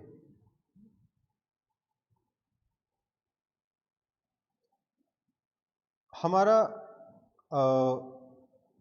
इनिशियली अगर देखें हम लोग, इनिशियली किसी टाइम पे अगर हम देखें तो नेट टॉर्क अबाउट एक्सल हमेशा जीरो है क्योंकि कोई फोर्स ही नहीं लग रहा जो कोई एक्सटर्नल, देखिए जो एक्सटर्नल टॉर्क होता है या जो नेट टॉर्क होता है वो हमेशा एक्सटर्नल फोर्स की वजह से ही आता है। नेट टॉर्क हमेशा एक्सटर्नल फोर्स की वजह से ही आता है। एक्सटर्नल फोर्स लग रहा है यहाँ पे सिर्फ mg। अगर हम दोनों को मिलाकर एक सिस्टम मान लें, दोनों डिस्क को मिलाकर, तो एक्सटर्नल फोर्स यहाँ पे सिर्फ एक mg लग रहा है। वो mg एक्सल से ही पास हो रहा है इसलिए उसका कोई टॉर्क नहीं है। ठीक है, so net torque about the axle is zero. Now ऐसे में इनिशियल एंगुलर मोमेंटम कितना है? इस डिस्क का moment of inertia m r square by 2 into angular velocity omega naught, क्योंकि ये वाला तो रेस्ट पर ही था। ठीक है, let's say final angular velocity जो है वो ओमेगा हो जाती है। दोनों एंगुलर वेलोसिटी ओमेगा से घूम रहे हैं। फाइनली क्या लिखा है? Find the their common angular velocity. दोनों किस कॉमन एंगुलर वेलोसिटी के साथ साथ में घूमेंगे ये बताना है। तो एल फाइनल कितना हो जाएगा? ये भी एंगुलर वेलोसिटी ओमेगा से घूम रहा है, ये भी एंगुलर वेलोसिटी ओमेगा से घूम रहा है, तो that will be equal to M R square by 2 plus small m small r square by 2 into omega. Now by conservation of angular momentum as net torque is 0, L final has to be equal to L initial। This implies capital M r square plus small m r square by 2 into omega is equal to capital M r square by 2 into omega naught। 2 मर गया, so we have, this implies omega is equal to capital M capital R square upon capital M capital R square plus small m small r square into omega naught. ये आपका answer है। ठीक है बेटा,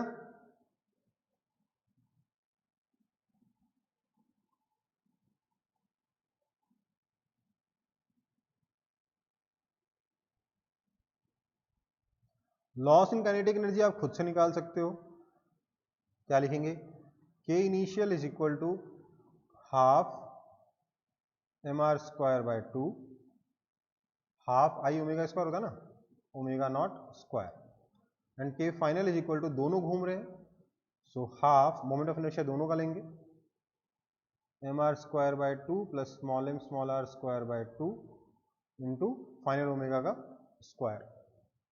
सो kinetic energy lost kinetic energy कैसे निकालोगे, जो loss हुआ वो कैसे निकालते हो, initial minus final is equal to K initial minus K final, बस आप यहाँ पे ओमेगा की वैल्यू सब्स्टिट्यूट करके आंसर निकाल लोगे। ठीक है, कोई दिक्कत तो नहीं होनी चाहिए इसमें।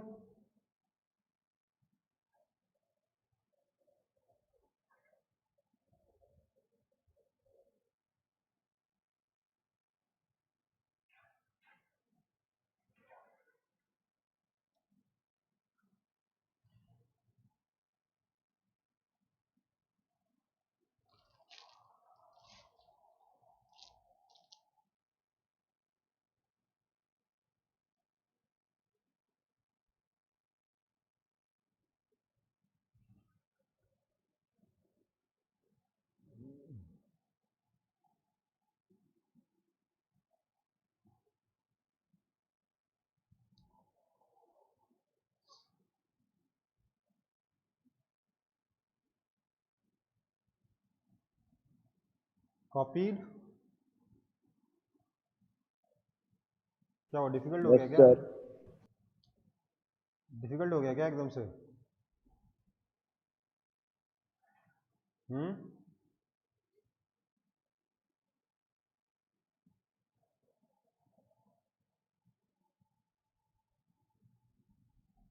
क्या आज की क्लास डिफिकल्ट है क्या, सब शांत बैठे हो एकदम।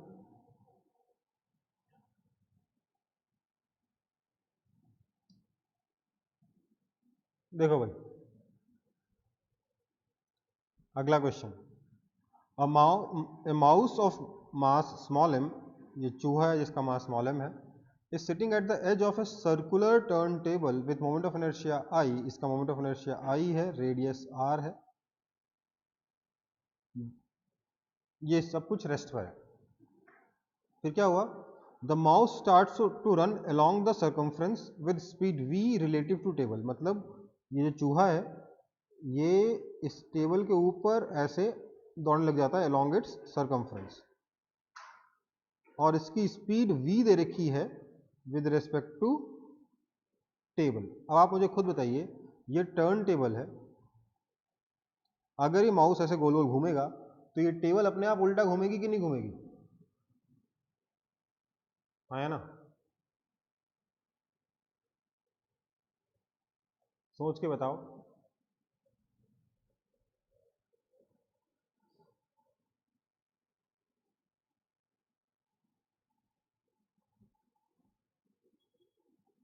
सोचिए, ये माउस आगे क्यों दौड़ा, क्योंकि इसके पैरों पे फ्रिक्शन फोर्स आगे लगा,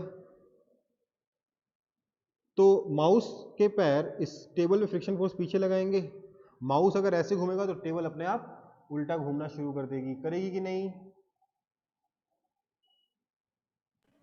यस सर। वैसे ही क्वेश्चन कराया था ना कि एक प्लैंक पे एक लड़का एंड से दूसरे एंड तक गया तो प्लैंक पीछे की तरफ खिसक जाता है, या बोट पर अगर आदमी एक एंड से दूसरे एंड पे चलेगा तो बोट पीछे की तरफ खिसक जाएगी, किए थे ऐसे क्वेश्चन कि नहीं किए थे,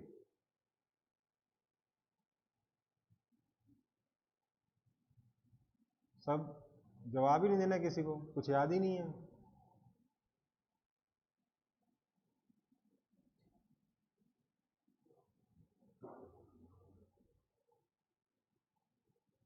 किए थे, याद है, ठीक है।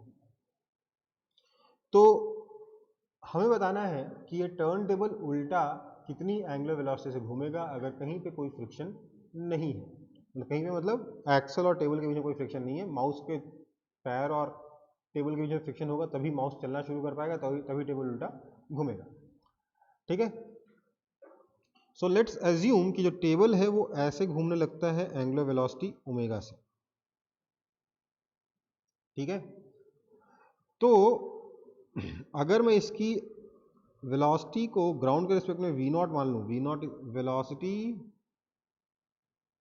Of mouse with respect to ground is equal to let's say V naught है, तो मैं क्या लिख सकता हूं कि V naught minus omega R is equal to V, this implies V not is equal to we minus omega R. ये समझ में आया?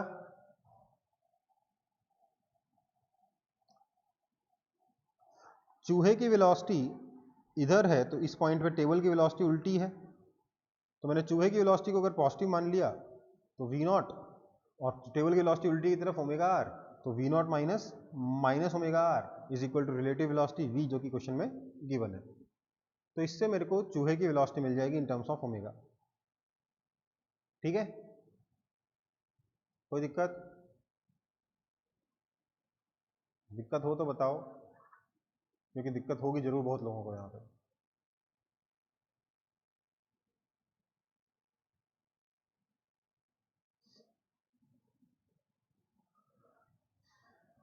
क्लियर है सबको?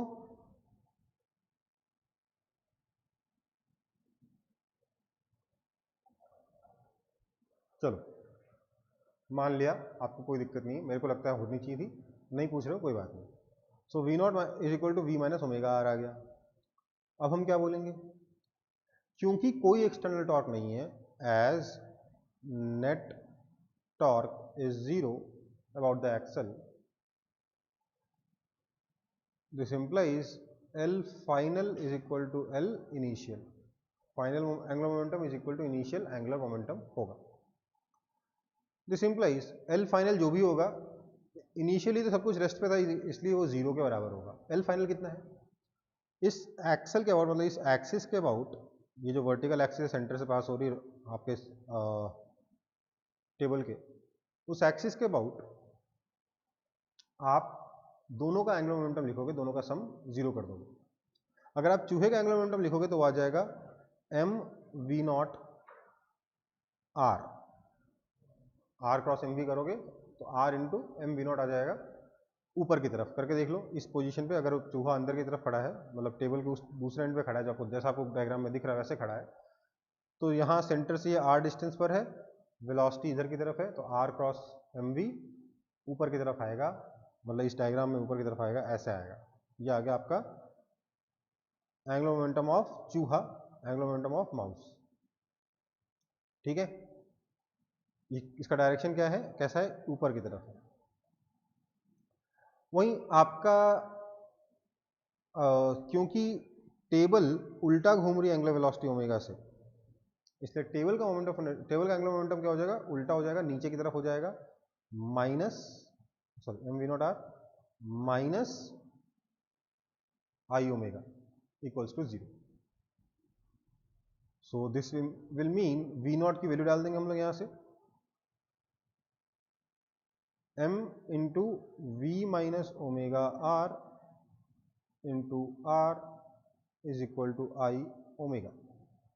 ठीक है, so we will have, this implies M V R minus M omega R square is equal to I omega.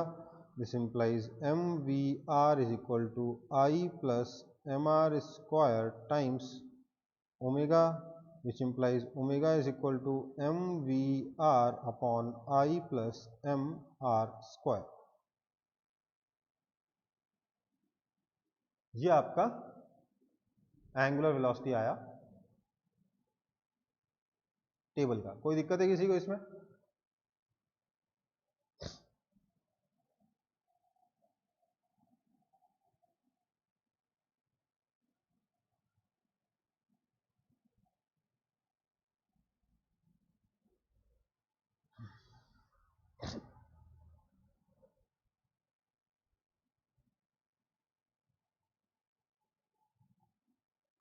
यार कोई रिस्पॉन्ड ही नहीं कर रहा, मेरे को लग रहा है पता नहीं किसको पढ़ा रहा हूँ। कोई प्रॉब्लम नहीं है? ओके,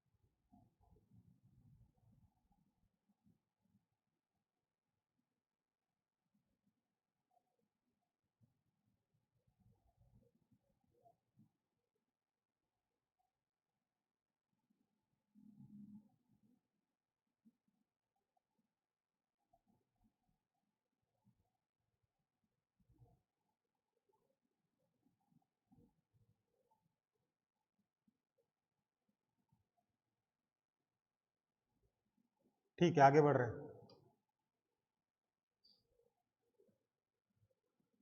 क्या बोल रहे हैं? इस बार क्वेश्चन में दिया है a disc of mass capital M and radius capital R is rotating with angular velocity omega, ये डब्ल्यू नहीं ओमेगा है, about its axis, fixed axis on a frictionless floor. ये फिक्स्ड एक्सिस के अबाउट डिस्क घूम रहा है। A beetle of mass small m initially sitting at the circumference of the disk starts to slowly crawl towards the center of the disk with speed v on the disk. Find the angular velocity at time t दे रखा है, ये आपको नीचे पीछे चला गया image के, at time t दे रखा है। ठीक है, बेसिकली क्या बोल रहा है क्वेश्चन में कि ये बीटल के साथ ऑलरेडी ये डिस्क आपका घूम रहा है। डिस्क का मास m है, रेडियस r है, इसलिए जो आपका इनिशियल एंगुलर मोमेंटम होगा that will be mr² plus beetle भी तो घूम रहा है साथ में, स्मॉल m r², क्योंकि बीटल को अपन पॉइंट मास लेंगे, बहुत छोटा होता है। ठीक है, इनटू क्या दे रखा है, एंगुलर वेलोसिटी ओमेगा दे रखा है, इनटू ओमेगा बोल दिया। ये इनिशियल एंगुलर मोमेंटम है। इसमें मैंने एंगुलर वेलोसिटी को ऐसे बनाया था, है ना। तो डायरेक्शन किधर हो गया इस एंगुलर वेलोसिटी का, बताएंगे आप लोग, बोल के बताइएगा फटाफट। बाहर के अंदर,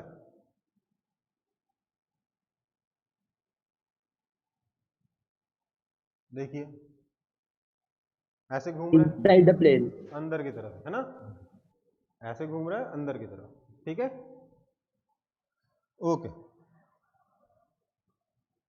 अब क्या हुआ,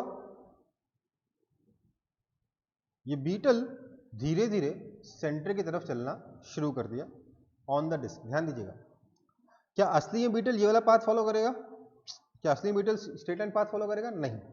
जब बीटल सेंटर की तरफ जा रहा था, साथ ही साथ डिस्क घूम रहा था, तो बीटल जो है वो कुछ ऐसा पाथ फॉलो करते हुए सेंटर तक पहुंचेगा। समझ में आई बात? हाँ या ना? Yes, sir. Yes, sir. Beetle कुछ ऐसा कॉम्प्लेक्स सा पाथ फॉलो करते हुए सेंटर तक पहुंचेगा। ठीक है, इसके पास ये बोला है कि speed v on the disc है, मतलब बीटल की स्पीड सेंटर की तरफ v है।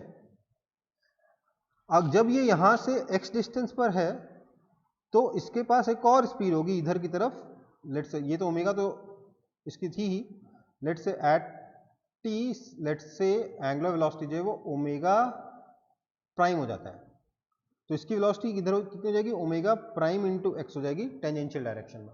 सेंटर की तरफ v और टेंजेंशियल डायरेक्शन में ओमेगा प्राइम इंटू एक्स। समझ में आया?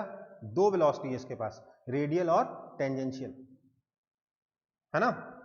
ये यहां नहीं होगा इस मोमेंट पे, ये यहां होगा, लेकिन मैं डायग्राम, आप ये वाला पाथ बनाना, फॉलो करवाना काफी मुश्किल है, इसलिए मैंने ऐसे बना दिया। वैसे भी वो उस पाथ से समझ में कम आता है। Sir why radial? बेटा क्योंकि इसमें दे रखा है crawl towards the centre of the disc with speed v, towards the centre v से जा रहा है, और टेंजेंशियल डायरेक्शन में डिस्क के घूमने की वजह से और वेलोसिटी आ रही है। कोई दिक्कत? हाँ, सो इसके पास दो वेलोसिटी है, v और ओमेगा डैश एक्स। तो ये देखिए ये डिस्टेंस कितना हो जाएगा, क्योंकि इसकी क्रॉल करने की स्पीड v है, इसलिए ये डिस्टेंस हो जाएगा vt। तो आपका x हो जाएगा रेडियस r माइनस vt। हाँ या ना? हाँ या ना? Yes, sir. अब मैं बोल रहा हूं जो फाइनल एंगुलर मोमेंटम आएगा दैट विल बी, देखो भैया, डिस्क का तो mr²/2 इंटू ओमेगा डैश रहेगा ही रहेगा, प्लस बीटल का एंगुलर वेलोसिटी, बीटल का एंगुलर मोमेंटम इस सेंटर के अबाउट निकालना है हमें, इस एक्सिस के अबाउट निकालना है। तो ये जो रेडियल वेलोसिटी है इसकी वजह से तो कोई एंगुलर मोमेंटम नहीं आएगा, क्योंकि वो वेलोसिटी एक्सिस से पास हो रही है। वही वेलोसिटी काउंट होगी जो कि एक्सिस के भी परपेंडिकुलर हो और आर के भी परपेंडिकुलर हो। ये वेलोसिटी आर के अलोंग है, इसलिए कोई एंगुलर मोमेंटम नहीं आएगा, सिर्फ और सिर्फ एंगुलर मोमेंटम आएगा ओमेगा डैश एक्स की वजह से। ठीक है, तो क्या हो जाएगा, ये आर की जगह एक्स टाइम्स क्या होता है, आर क्रॉस एम वी होता है ना, R cross M V, M into V कितना है इसका, ओमेगा डैश एक्स। समझ में आया ये? Yes sir. यहाँ पे सिर्फ ओमेगा डैश एक्स काम आया, वी काम नहीं आया। क्यों? क्योंकि वी रेडियल डायरेक्शन में, वी रेडियस के लॉन्ग है, हमें वो वेलोसिटी चाहिए जो रेडियस के भी परपेंडिकुलर है और एक्सिस के भी परपेंडिकुलर है। ठीक है? Yes, sir. So this is equal to capital M R square by 2 plus small M X square times omega dash. Now because there is no external torque, सिर्फ बीटल और disc एक दूसरे के ऊपर फोर्स लगा रहे हैं, उसके अलावा कोई एक्सटर्नल टॉर्क नहीं है, इसलिए हम कहेंगे final angular momentum is equal to initial angular momentum, which means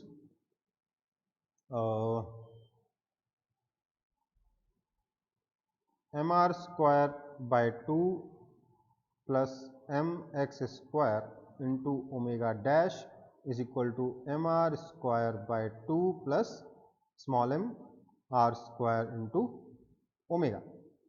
So this means omega dash is equal to capital M r square by 2 plus small m r square upon capital M r square by 2 plus small m x square times omega, where x is equal to r minus vt. बस ये value यहां डाल देंगे, answer मिल जाएगा, है ना? Easy question. Yes sir. पक्का?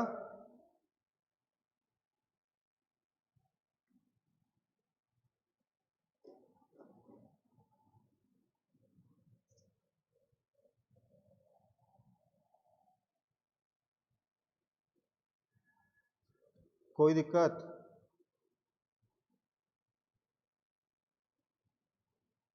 No sir. Okay. अच्छा, अब इस एंगुलर मोमेंटम कंजर्वेशन के कुछ प्रैक्टिकल एप्लीकेशंस रियल लाइफ से देख लेते हैं। कुछ बहुत ही अच्छे अच्छे प्रैक्टिकल एप्लीकेशंस हैं, कुछ बड़े सुंदर, कुछ बड़े छोटे। छोटे एग्जांपल्स मैंने आपको दिखाया, ये बीटल अगर सेंटर की तरफ जा रहा था तो मोमेंट ऑफ इनर्शिया डिक्रीज हो रहा था, इसलिए एंगुलर वेलोसिटी इंक्रीज हो जाएगी, है ना? ये वाला एग्जांपल आपके सामने रखा हुआ है, इसमें हो रहा है कि नहीं हो रहा है ऐसा? जब बीटल सेंटर की तरफ जा रहा था तो क्योंकि मोमेंट ऑफ इनर्शिया डिक्रीज हो रहा है, सेंटर से डिस्टेंस डिक्रीज हो रहा है मास का, इसलिए एंगुलर वेलोसिटी इंक्रीज हो जाएगी। बताया था? समझ में आ रहा है यहाँ पे? हाँ या ना? Yes sir. अब देखो, ऐसे ही और भी एग्जाम्पल हो सकता है। आप लोगों ने कभी आइस स्केटिंग वाले डांस देखा है, जिसमें मतलब जो डांसर्स, खासतौर से जो फीमेल डांसर होती है, वो जोर जोर से गोल गोल से घूमती है?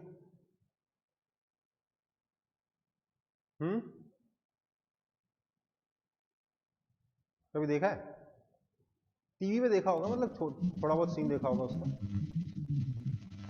हाँ सर, देखा है। वो क्या करती है मालूम है? वो पूरा हाथ पैर फैलाकर, हाथ भी ऐसे कर लेती, पैर भी उठा लेती, फैलाकर घूमती है, ठीक है? और थोड़ी देर के बाद, क्योंकि आइस पे कोई खास फ्रिक्शन तो है नहीं, वो घूम रही है पूरा हाथ पैर फैलाकर। ये क्या हुआ?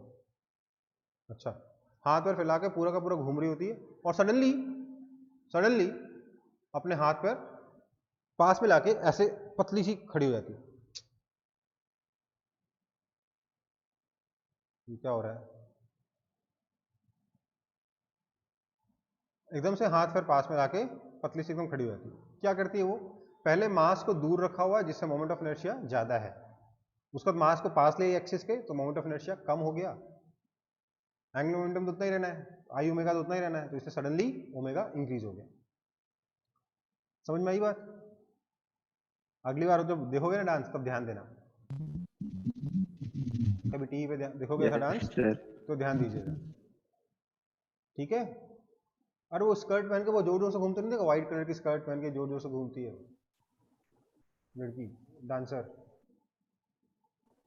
यस सर, देखा है। हाँ सर, देखा है। वो देखना, हमेशा हाथ पैर फैला के पूरा का पूरा गोल गोल घूम रही होती है, फिर सडनली हाथ पैर पास में लाती है और एकदम चक्री की तरह घूम जाती है।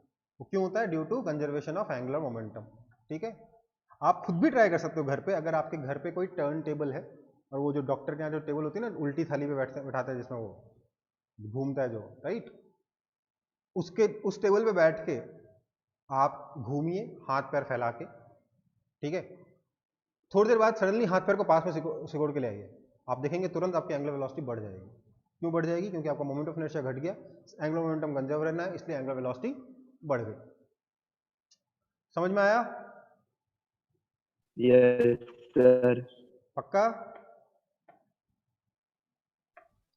ओके। Yes sir. अब देखो इसके अलावा एक और जबरदस्त इसका एप्लीकेशन है, वैसे तो बहुत सारे हैं बट एक और जबरदस्त एप्लीकेशन सोचो। हम लोगों ने अर्थ पे क्या क्या काम किए सोचिए। हम लोगों ने अर्थ के अंदर से माइनिंग करी, अंदर वाला लोहा निकाला, उसको अर्थ के सरफेस के ऊपर बिल्डिंग्स पे बिठा दिया, है ना। तो जो आयरन है उसको हम अर्थ के एक्सिस के पास में लेके गए कि अर्थ के एक्सिस से दूर लेके चले गए? बताइए तो। अंदर से उठा के ऊपर रख दिया, दूर लेके चले गए। दूर लेके गए तो मोमेंट ऑफ इनर्शिया इंक्रीज हो गया, हाँ या ना? Yes sir. Moment of inertia increase हो गया। इसके अलावा क्या किया हमने? खूब सारा पोल्यूशन किया, हमने पेट्रोल भी बाहर निकाला, पेट्रोल को जलाया, पेट्रोल जल के चला गया एटमॉस्फेयर में, और वो भी सेंटर से दूर चला गया, एक्सिस से दूर चला गया, है ना। इसके अलावा पेट्रोल को जब हमने जलाया तो उसने प्रोड्यूस किया हीट, हीट से हुआ ग्लोबल वार्मिंग। वैसे तो ग्लोबल वार्मिंग का दूसरा कारण है, एक्सप्लेनेशन थोड़ा लंबा है बट समझ लो। पेट्रोल जलाया, उससे पोल्यूशन हुआ, पोल्यूशन से ग्लोबल वार्मिंग हुई। ग्लोबल वार्मिंग से क्या हुआ? आइस कैप मेल्ट हो गया, वो जो पोल्स पे रखा था, आइस कैप मेल्ट होके चला गया कहाँ पर? समुद्र में। वो भी एक्सिस से थोड़ा दूर चला गया, हाँ या ना? पहले एकदम पोल्स पे था तो एक्सिस एकदम पास में था, अब मेल्ट होके थोड़ा सी में आ गया तो दूर चला गया, वो वाला मास भी एक्सिस से, हाँ या ना? बोलते जाओ। हाँ सर। तो हम लोग अर्थ का मोमेंट ऑफ इनर्शिया बढ़ाते गए, बढ़ाते गए, बढ़ाते गए। कैसे कैसे बढ़ाया? माइनिंग करके बढ़ाया, पेट्रोल जला के बढ़ाया, वो ग्लोबल वार्मिंग करके बढ़ाया, राइट। मोमेंट ऑफ इनर्शिया बढ़ गया यस सर। तो इस वजह से क्या हो जाएगा? अर्थ का एंगुलर वेलोसिटी डिक्रीज हो जाएगा, हाँ या ना? हाँ यस या ना? सर। तो हमने अर्थ की एंगुलर वेलोसिटी कर दी डिक्रीज, मतलब दिन की लंबाई हो गई इंक्रीज। अब दिन 24 घंटे का नहीं होता है, 24 घंटे से ज्यादा का होता है। समझ में आया? हाँ या ना? Yes sir. हमने इतना एफर्ट लगा के अर्थ के दिन की लंबाई 24 घंटे से बढ़ाकर 24 घंटे एंड 0.001 सेकंड कर दिया, ठीक है। समझ में आई बात? हमने कुछ माइक्रो सेकंड या मिली सेकंड में अर्थ का ड्यूरेशन ऑफ डे इंक्रीज कर दिया। समझ में आई बात? Yes sir. अच्छा, सुष्मिता प्रसाद का कहना है सर बीटल का पाथ स्पाइरल हो सकता है ना? देखो स्पाइरल जैसा ही दिखेगा लेकिन एग्जैक्टली स्पाइरल नहीं होगा, मतलब जैसा मैंने शेप बनाया ना कुछ ऐसा होगा, वो पूरा गोल गोल घूमते हुए स्पाइरल नहीं हो पाएगा, ठीक है। वो कुछ मतलब बहुत ज्यादा होगा तो ऐसा होगा, हाँ गया।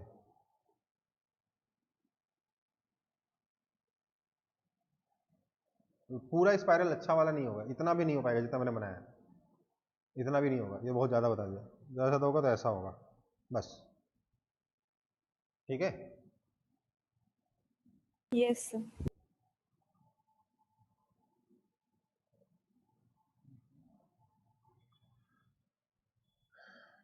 चलो मतलब स्पाइरल जैसा ही है बट एकदम अच्छा स्पाइरल जैसा आप सोच रहे हो वैसा नहीं हो पाएगा, ठीक है।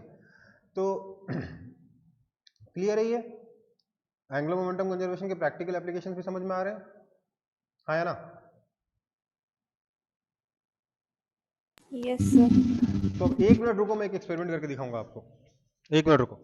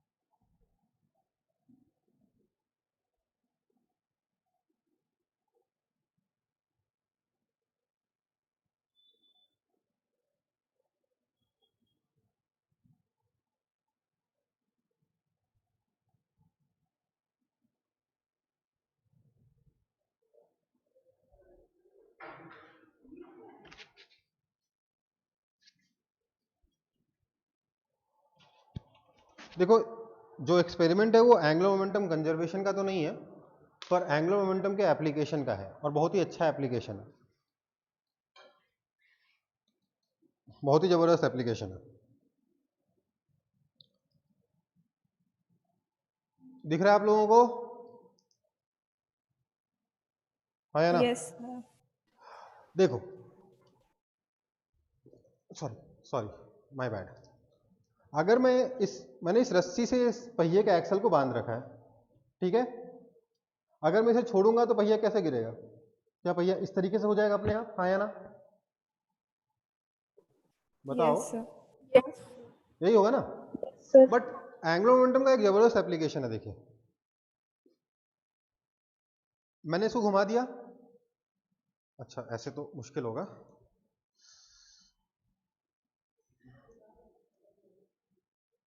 एक सेकंड। गौतम दा, गौतम दा,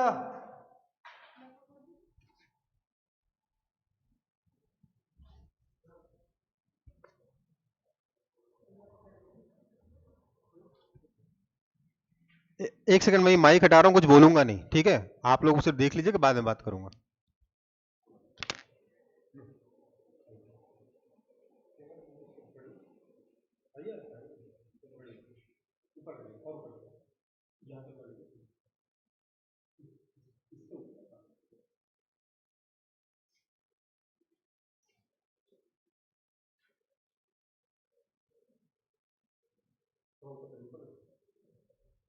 दिख रहा है?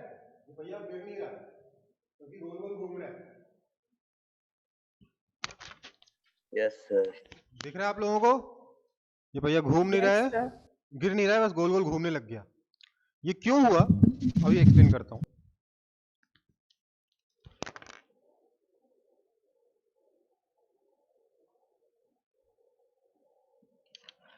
आ गया।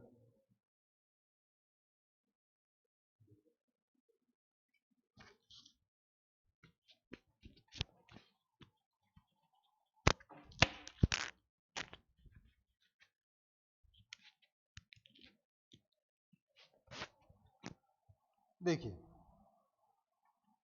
क्या हुआ,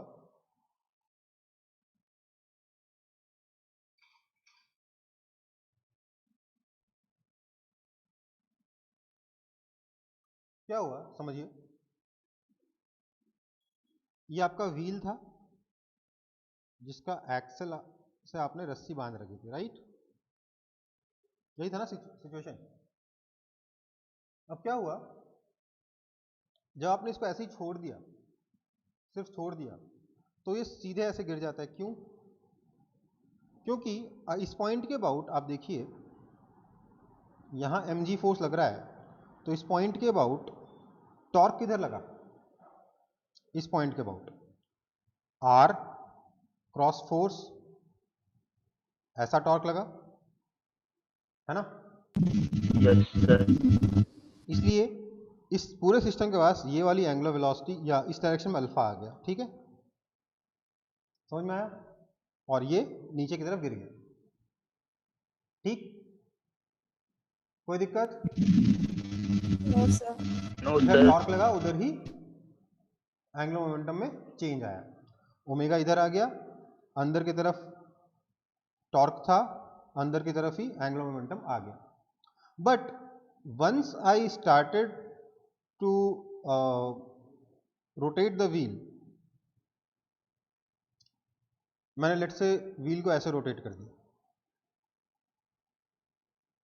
ठीक है? तो इस व्हील के रोटेशन की वजह से क्या इधर इस डायरेक्शन में एंगुलर मोमेंटम है या नहीं है? है ना? हाँ या ना? Yes, sir. अब इस पॉइंट के अबाउट भी इसी डायरेक्शन में एंगुलर मोमेंटम है। अब सोचिए जरा, ग्रेविटेशनल फोर्स लग रहा है इधर mg, तो इसका टॉर्क किधर है? टॉर्क है इधर की तरफ, राइट? अंदर की तरफ। अब अगर ये व्हील सीधे नीचे गिर जाता है, जो आपको लग रहा था गिरना चाहिए, तो एंगुलर मोमेंटम इनिशियली इस डायरेक्शन में था, फाइनली इस डायरेक्शन में हो गया। चेंज किधर आया? फाइनल माइनस इनिशियल, मतलब फाइनल में उल्टा सबट्रैक्ट ऐड कर दो, इस डायरेक्शन में आपका चेंज इन एंगुलर मोमेंटम आया, है ना, आया ना। Yes, sir. एंगुलर मोमेंटम में चेंज आया इस डायरेक्शन में, ऐसे टेढ़े डायरेक्शन में, लेकिन इस टेढ़े डायरेक्शन में कोई टॉर्क लग नहीं रहा। टॉर्क किधर लग रहा है? अंदर की तरफ, राइट, है ना। इसलिए एंगुलर मोमेंटम तो उसी डायरेक्शन में चेंज ला सकता है ना जिस डायरेक्शन में टॉर्क लगे। एंगुलर मोमेंटम का डायरेक्शन तो एंगुलर मोमेंटम के चेंज का डायरेक्शन तो वही होगा ना जो टॉर्क का होगा, हाँ या ना, बोलो। एंगुलर मोमेंटम के चेंज का डायरेक्शन तो वही होगा जो टॉर्क का होगा, क्यों? क्योंकि टाउ इज इक्वल टू होता है dl वेक्टर बाय dt, हाँ या ना। Yes, sir. तो अब टॉर्क लग रहा है अंदर की तरफ, तो एंगुलर मोमेंटम नीचे जा ही नहीं सकता, एंगुलर मोमेंटम अंदर की तरफ ही जाएगा। समझ में आई बात, हाँ या ना। तो एंगुलर मोमेंटम अंदर की तरफ जाएगा तो कैसे जाएगा? ये पूरा इस तरीके से घूमने लग जाएगा, ऐसे, मतलब ये जो लाइन है ना, इधर जो एंगुलर मोमेंटम है, ये एंगुलर मोमेंटम बेसिकली इस तरीके से घूमने लग जाएगा। समझ में आया? इस टॉर्क की वजह से टॉर्क अभी अंदर लगेगा, थोड़ी देर बाद यहां पर जब आएगा तो इधर लगेगा, यहां आएगा तो इधर लगेगा, यहां आएगा तो इधर लगेगा, बेसिकली सर्कुलर मोशन की तरह हो जाएगा, ऐसा समझ लीजिए। ये आपका एंगुलर मोमेंटम है, इधर आपका टॉर्क है, थोड़ी देर बाद एंगुलर मोमेंटम इधर आ जाएगा, टॉर्क इधर आ जाएगा, and so on. Just like कि ये आपका पोजीशन है और ये आपकी वेलोसिटी है। जिधर पोजीशन का रेट ऑफ चेंज होगा उधर ही तो पोजीशन, अगर पोजीशन का रेट ऑफ चेंज पोजीशन के परपेंडिकुलर है तो पोजीशन गोल गोल घूम रहा था, वैसे ही एंगुलर मोमेंटम का rate of change angular momentum के परपेंडिकुलर है तो एंगुलर मोमेंटम भी रोज गोल गोल घूमेगा, हाँ या ना। Yes, sir. तो इसलिए वो जो चक्का है वो नीचे गिरने की जगह ऐसे गोल गोल गोल गोल घूमने लग गया, ठीक है। इसको, इस प्रिंसिपल को कहते हैं क्या? इस फिनोमेना को क्या बोलते हैं? गायरेशन। आप बोलोगे सर गायरेशन क्या होता है? सर गायरेशन कहाँ से आया? तो ये टर्म डिराइव हुआ है फ्रॉम गायरोस्कोप। गायरोस्कोप सुना है? Yes, sir. क्या होता है गायरोस्कोप?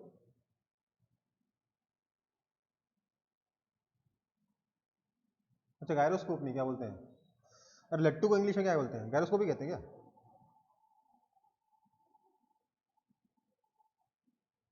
लट्टू को इंग्लिश में क्या बोलते हैं? टॉप कहते हैं ना। Yes, sir. गायरोस्कोप तो कुछ और होता है, सॉरी, मतलब जो भी है, मतलब बेसिकली आपका जो लट्टू है वो भी इसी प्रिंसिपल पे काम करता है, ये बोलना चाह रहा था। गायरोस्कोप तो कुछ और हो जाता है, सॉरी, गायरोस्कोप तो काफ़ी डिफरेंट हो जाता है, वो तो एक साइंटिफिक इंस्ट्रूमेंट है। बट लट्टू का जो घूमने वाला जो प्रिंसिपल है ना, लट्टू भी तो क्या करता है? गोल गोल घूम रहा होता है, इसलिए गिरता नहीं है। उसी वही गोल गोल नहीं घूम रहा होगा तो गिर जाएगा, वो भी सेम प्रिंसिपल पे काम कर रहा है, सेम यही चीज़ वहाँ पे, क्योंकि आप बचपन से देख रहे हो आपको समझ में आता है, यहाँ बचपन से नहीं देख रहे हो तो समझ में नहीं आता है, ठीक है। क्या हो गया? आप लोग फिर भी वीडियो में देखे उतने से साफ साफ मेरे ख्याल से दिखा नहीं होगा। लाइव में जब मैंने पहली बार देखा था मैं तो देखता नहीं था, ये कैसे हो सकता है, गिर क्यों नहीं रहा, गिर क्यों नहीं रहा, गिर क्यों नहीं रहा, समझ ही नहीं आ रहा, ठीक है। समझ में आई बात? वो गिर ही नहीं सकता। क्यों नहीं गिर सकता? क्योंकि फिजिक्स कह रही नहीं गिरेगा, ठीक है, उसको गोल गोल घूमना ही पड़ेगा। फिजिक्स फालतू में सिर्फ मैथमेटिकल सब्जेक्ट नहीं है, प्रैक्टिकल सब्जेक्ट है, ठीक है बेटा। Yes, sir. चलो फिर आगे नेक्स्ट क्लास में मिलेंगे, ठीक है। आगे की बात है नेक्स्ट क्लास में करेंगे। टॉपलिंग पढ़ना है, ठीक है। नेक्स्ट क्लास का टॉपिक है टॉपलिंग। अभी के लिए टाटा बाय बाय।